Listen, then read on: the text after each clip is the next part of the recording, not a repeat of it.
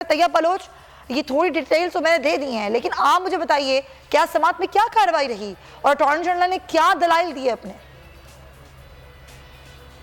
جی آج جو ہے وہ اٹارنی جنرل نے جو گزشتہ ہفتے کو جو ہے وہ وفاقی حکومت کی جانب سے ایک درخواست دائر کی گئی تھی، جس کے اندر یہ استدعا کی گئی تھی کہ سپریم کورٹ جو ہے وہ آئین سازی سے جڑے ہوئے اس مقدمے سے متعلق جو ہے فل کورٹ بینچ تشکیل دے۔ تو آج اٹارنی جنرل نے اسی کے اوپر جو ہے وہ اپنے دلائل دی، اور اٹارنی جنرل نے واضح طور کے اوپر عدالت کو یہ کہا کہ چونکہ یہ معاملہ جو ہے وہ براہ راست سپریم کورٹ کے رول سے جڑا ہوا ہے، اور انہوں نے عدالت میں یہ مثال دیتے ہوئے کہا کہ 1956 کے رولز ہوں یا پھر 1988 کے رولز ہوں، جو ہے وہ سپریم کورٹ کے فل کورٹ نے بنایا تھا، اور اب اگر رولز میں ترمیم کرنی ہوں یا رولز دوبارہ بنانے ہوں تو بھی فل کورٹ ہی بیٹھ سکتی ہے۔ تو انہوں نے کہا کہ اسی وجہ سے اس بینچ کے اندر دیگر ججز کو جو ہے وہ شامل کیا جائے، اور چونکہ جو حکومت نے قانون سازی کی ہے وہ براہ راست سپریم کورٹ کے رول سے جڑی ہوئی ہے، تو انہوں نے اپنا تمام کیس جو ہے وہ اسی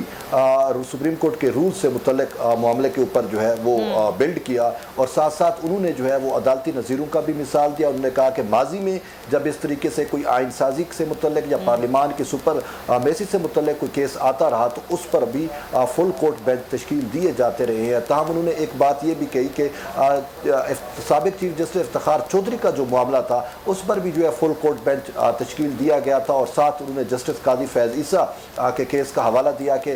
جو صدارتی ریفرنس آیا تھا صدر عارف علوی کی جانب سے، تو اس معاملے پر بھی فل وہ تشکیل دیا گیا تھا۔ تاہم ان کا یہ بھی کہنا تھا کہ یہ جو حکومت کی جانب سے یا پارلیمان کی جانب سے قانون سازی کی گئی ہے، اس بینچ میں تو جج جو شامل ہے، لیکن جو دیگر جج جو شامل نہیں ہیں اس میں سے بھی بہت سارے ایسے جج ہیں جنہوں نے چیف جسٹس بننا ہے، تو ان کو بھی موقع دیا جائے وہ اس معاملے پر بیٹھے اور اپنی رائے دے سکے۔ تو اس پر چیف جسٹس نے کہا کہ اگر آپ پارلیمان کسی اپنے قانون کو اٹھا کے دیکھ لے تو اس میں واضح طور کے اوپر لکھا ہوا ہے کہ جب آئینی تشریح کا معاملہ ہو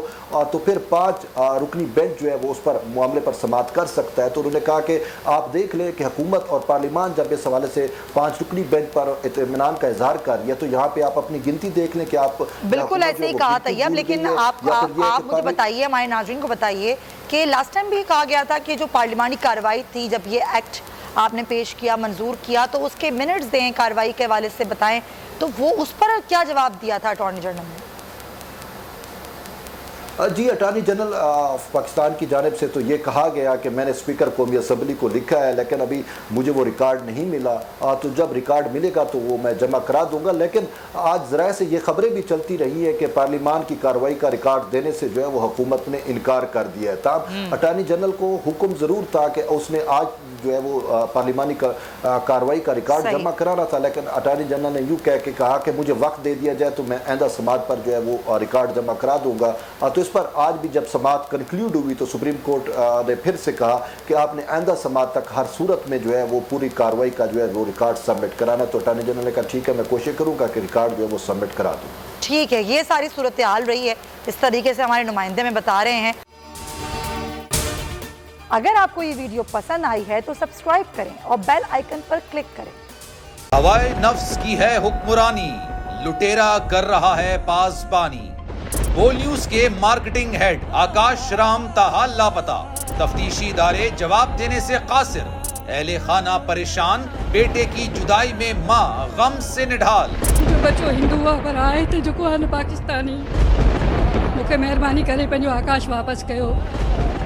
امریکی سینٹ میں کانگریس مین کی آکاش رام کے اغوا کے خلاف پرزور مذمت۔ And I, of course, have been concerned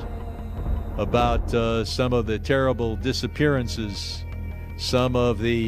abuses of human rights in Pakistan. United nation نے بھی آکاش رام کی بازیابی کے لیے مؤثر اقدامات اٹھانے کا عندیہ دے دیا۔ عالمی صحافتی تنظیم اور انسانی حقوق کی عالمی تنظیموں کی بھی آکاش رام کے اغوا کی مذمت۔ اف کیا ظلم ہے، بول انصاف کا منتظر۔